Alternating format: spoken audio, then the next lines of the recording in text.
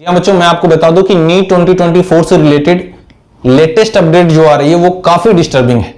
3 ऐसे major changes किए जा रहे हैं नीट 2024 के एग्जाम में, जिससे कि स्टूडेंट की स्टडी पे, उसके रिवीजन पर काफी इंपैक्ट पड़ने वाला है। पहला, क्या सर पेपर पैटर्न चेंज हो रहा है? जी हां, बिल्कुल हो रहा है।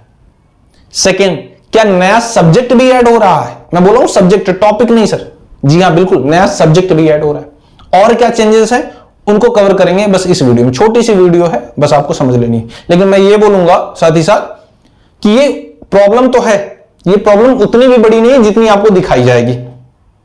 अगर आप इस वीडियो को देखते हैं तो सारी चीजें आपको समझ में आ जाएंगी, फिर आपको यहां वहां भटकने की जरूरत नहीं, पैनिक करने की जरूरत नहीं। समझो आप पहले पैटर्न जो चेंज हो रहा है उसके बारे में अगर बात करें तो पहले हमें समझना पड़ेगा कि ओल्ड पैटर्न क्या है। ओल्ड पैटर्न की अगर हम बात करें तो हमें पता है कि सर ओल्ड पैटर्न के अकॉर्डिंग 720 मार्क्स का हमारा पेपर हुआ करता था, जिसमें से टोटल क्वेश्चन पूछे जाते थे 200 एंड आउट ऑफ दीज 200 हमें क्वेश्चन सॉल्व करने पड़ते थे 180 क्वेश्चन। और ये 180 क्वेश्चन कहां से आते थे, या ये 200 क्वेश्चन कहां से आते थे? Physics, chemistry, biology. और बायोलॉजी में आपको पता है 2 सेक्शन हुआ करते थे, जूलॉजी एंड बॉटनी, ये सारी चीजें हैं। और हमें पता है कि ये फिजिक्स, केमिस्ट्री, जो जूलॉजी और बॉटनी है, हर एक सेक्शन से 50-50 क्वेश्चन आते थे एंड आउट ऑफ दीज 50 हमें 45 क्वेश्चन ही सॉल्व करने पड़ते थे हर एक सेक्शन से, है ना। तो हमें पता चल गया सर कि ओल्ड क्या था कि 200 क्वेश्चन आते थे और हमें सॉल्व करने पड़ते थे 180। ये तो चीजें हैं सर। लेकिन अभी जो न्यू पैटर्न आया है इसमें बड़े चेंजेस हैं। समझो, पहली चीज क्या सर, 720 का तो क्वेश्चन होगा पेपर। टोटल क्वेश्चन कितने होंगे? 200। ये जो टोटल सॉल्व करने हैं ये भी कितने होंगे? 200। आउट ऑफ दिस 200 मैं आपको बता दूं बच्चों, इसमें से जो 180 क्वेश्चन होंगे, ध्यान से समझिए, 180 क्वेश्चन होंगे वो आपके मेन कोर सब्जेक्ट से होंगे, फिजिक्स, केमिस्ट्री और बायोलॉजी, प्लस 20 क्वेश्चन जो होंगे वो न्यू सब्जेक्ट से होंगे। जी हाँ, अब वो नया सब्जेक्ट क्या है उसके भी बारे में जानेंगे। पहले यहां पर समझ लो तुम कि ये जो फिजिक्स केमिस्ट्री का पैटर्न है अब ये क्या हो गया। ये पहले वाला पैटर्न अब फॉलो किया जाएगा कि जो आपके सब्जेक्ट है फिजिक्स, केमिस्ट्री, बायोलॉजी, इनमें समझिए अब फिजिक्स से भी कितने क्वेश्चन आएंगे?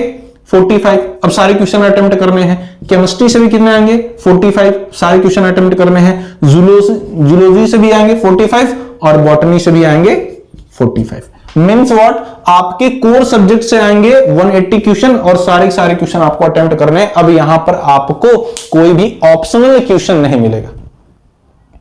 ये हो गया सर।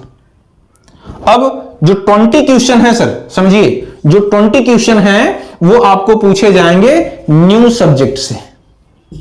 जी हां, न्यू सब्जेक्ट से ये क्वेश्चन पूछे जाएंगे। अब वो न्यू सब्जेक्ट है कौन उसको भी जान लेते हैं। न्यू सब्जेक्ट का जो नाम है वो है ethics, integrity and aptitude in medical practice. जी हां, ये सब्जेक्ट क्यों जरूरी है मैं आपको बता दूं। ये एक्चुअल में कॉपी कर रहे हैं एम्स को। एम्स का जो पैटर्न है, एम्स में क्वेश्चन इसी तरह से पूछे जाते थे। ये सब्जेक्ट जो है बस इसलिए होता है कि डॉक्टर का बिहेवियर कैसा हो उसके पेशेंट के साथ। फॉर एग्जाम्पल, जैसे आप बड़ी मेडिकल यूनिवर्सिटी से पढ़ करके आ रहे हैं, आप काफी हायर एजुकेटेड हैं, काफी आपका एक लेवल होगा, एक स्टेटस होगा, तो जब आप गांव में कहीं पर जाएं तो आपको कैसे ट्रीट करना है किसी भी पेशेंट को, वहां के लोगों को। आपको ऐसा नहीं करना है कि सामने वाला अगर पढ़ा लिखा नहीं है उतना, आपके जितना उसका लेवल नहीं, तो आप उससे इंग्लिश में बातें करें, सामने वाला कुछ समझ ही ना पाए। आप जो उसको डिस्क्रिप्शन दे रहे हैं, जो चीजें बता रहे हैं वो समझ में ना आ पाए, उसे क्या फायदा होगा फिर उसका। तो ज्यादा अच्छा है कि आप उसके लोकल लैंग्वेज में पॉसिबल हो तो बात करें और उससे पोलाइट नेचर रखें। आपका बिहेवियर कैसा होना चाहिए उसके लिए यह सब्जेक्ट होता है सर।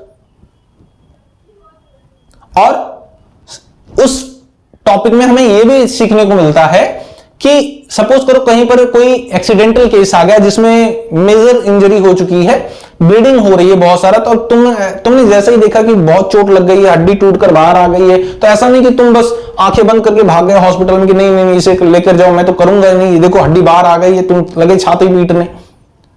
तुम्हें घबराना नहीं है।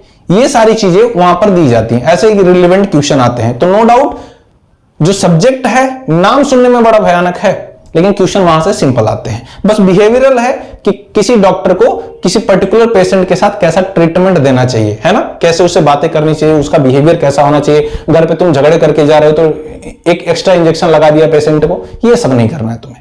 इथिकल चीजें हैं वहां पर, आपका इंटीग्रेशन कैसा होगा, तालमेल कैसा होगा, इन सारी चीजों पर बात की जाती है। इस चीज से रिलेवेंट क्वेश्चन पूछे जाते हैं कि आप डॉक्टर बन जाएंगे तो कैसा बिहेव करेंगे या कैसा होना चाहिए। वही बात करें, जो थर्ड अपडेट है वो ये है कि क्या फिजिक्स, केमिस्ट्री और मैथ वाले बच्चे यानी पीसीएम वाले बच्चे क्या नीट का एग्जाम दे सकते हैं? तो ये भी डाउट क्लियर कर लीजिए कि जी हां, बिल्कुल सर दे सकते हैं। बस उनका क्लास 12th में एडिशनल सब्जेक्ट बायोलॉजी होना चाहिए। यानी क्या, अब तो बायोलॉजी की डिमांड ज्यादा हो जाएगी सर, है ना। अब जो पीसीएम वाले होंगे वो आकर फिर से बायोलॉजी पढ़ेंगे और आपको कड़ी टक्कर देंगे सर, क्योंकि आपका सिलेक्शन रोकता कौन है? फिजिक्स। और पीसीएम वालों का फिजिक्स काफी अच्छा होता है क्योंकि उनमें मैथ भी अच्छी होती है ना। तो ये आपकी लेटेस्ट अपडेट है। तो इसी तरह की इंफॉर्मेटिव वीडियो पाने के लिए आप हमारे चैनल को सब्सक्राइब कर सकते हैं। मिलते हैं आपसे नेक्स्ट वीडियो में एक नई इंफॉर्मेशन के साथ। तब तक के लिए जय हिंद।